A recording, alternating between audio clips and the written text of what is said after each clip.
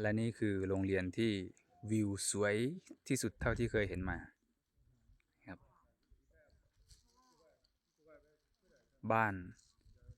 แม่หาดนะครับวิวข้างหลังสวยมากคือข้างหลังก็จะเป็นหุบเขาครับแล้วก็มีวิวภูเขาข้างหลังนี่ภูเขาล้อมรอบเลย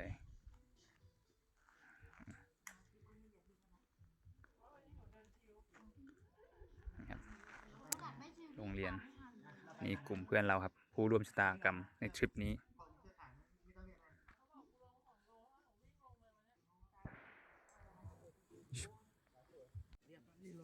และนี่คือบรรยากาศด้านหลังโรงเรียนนะครับก็จะมีทะเลหมอกให้เรารับชมบรรยากาศดีมาก